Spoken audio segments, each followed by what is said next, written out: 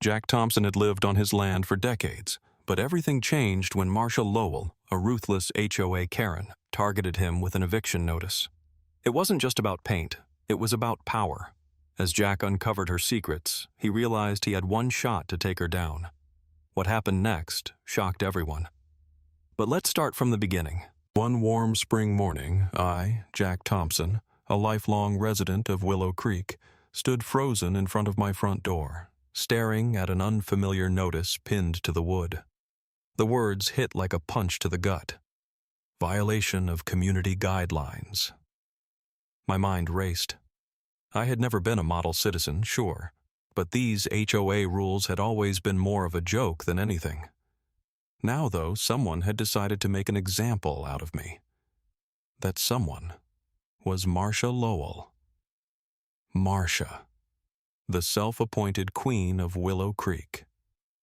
She had always had a way of throwing her weight around, but this was something else. The notice claimed I'd violated several guidelines, but it didn't matter what they were.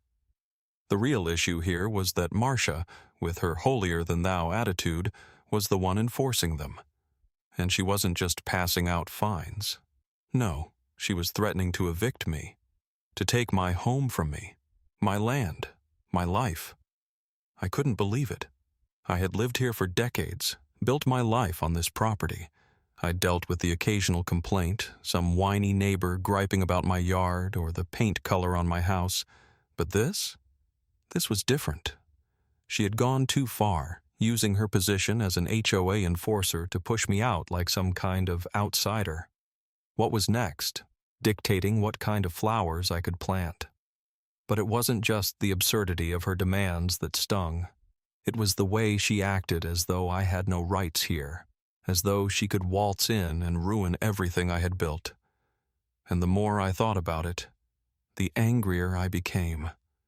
How dare she?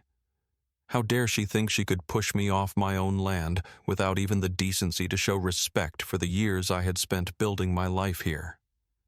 I could feel my blood boiling, my fists clenching at my sides. This wasn't just about some petty rule. This was personal. And Marsha had just made a very dangerous mistake. The shock of the HOA notice quickly gave way to a seething resentment. This wasn't just about a set of rules anymore. Marsha wasn't trying to enforce anything. No, she was trying to control every last person in this neighborhood, and now I was in her sights. I wasn't just some faceless resident to her. I was a challenge, a target. At first, I tried to reason with her. I pulled out the title deed to the land, the one with my name on it, the one that gave me rightful ownership. I reminded her, calmly, that this was my property, my home. But she didn't care. She didn't even flinch. All she did was flash that smug, superior smile, the kind that says, "I know something you don't." Her words cut deep. The HOA has more power than you think. The audacity, the sheer nerve of her. I could feel the heat rising in my chest. It wasn't just the threat to my home. It was the arrogance, the condescending tone in her voice that pushed me over the edge, as if she held the power to undo decades of my family's legacy. I had every right to be furious. This wasn't a random dispute over paint colors or a loud lawnmower. This was an assault on my history, my family's name, and everything I had worked for. My grandfather had established this land. He had planted the first seed here, built the first structure, and earned the respect of this community. And now, a power-hungry HOA enforcer with a vendetta was trying to erase it all. I wasn't about to let that happen, not without a fight. But this wasn't just about me anymore. This was bigger than a personal battle. It was about every single person in this neighborhood who had been bullied into submission by Marsha's petty rules and demands. No one had stood up to her before. I wasn't about to let her bully me, and I sure as hell wasn't going to let her destroy my family's legacy, not without a fight. As Marsha's threats grew bolder, something inside me snapped. I was done with being bullied, done with feeling powerless in the face of her relentless control. I couldn't just roll over and let her destroy everything my family had built. No, it was time to hit back. I spent the next several days in a quiet fury, digging through the HOA's bylaws and history, determined to find something, anything that could bring her down. It didn't take long before I found it. Buried in the fine print, in a dusty corner of the HOA's policies, was a crucial loophole. The HOA could only enforce its rules if the community had voted to approve those changes. The new regulations that Marsha had been shoving down everyone's throats? None of them had been approved by the residents. She had been operating without the support of the very people she claimed to represent. The power she held was illegitimate, and it was time to expose her for what she really was. A tyrant with no authority. I wasn't just going to let this go. I organized a meeting with the other homeowners, and this time, I wasn't going in empty-handed. I gathered every shred of evidence I could find, every overlooked clause, every misstep she had made, and prepared to present it. This was my moment, and I wasn't about to waste it. The day of the meeting, the tension in the air was palpable.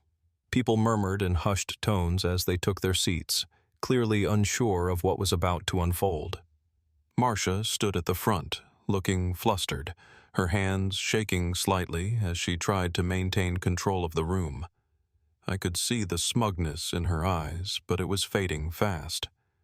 I stepped forward, calm but resolute, and started laying out my case.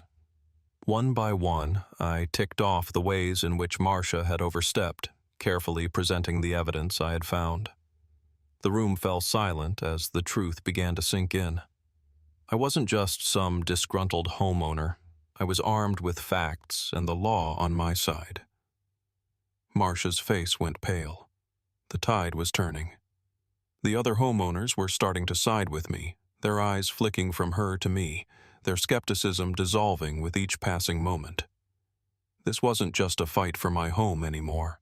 This was a fight for the entire community, and I was going to win it. In the end, Marsha's grand plan to evict me crumbled under its own weight. She had underestimated me, and more importantly, she had underestimated the power of the truth.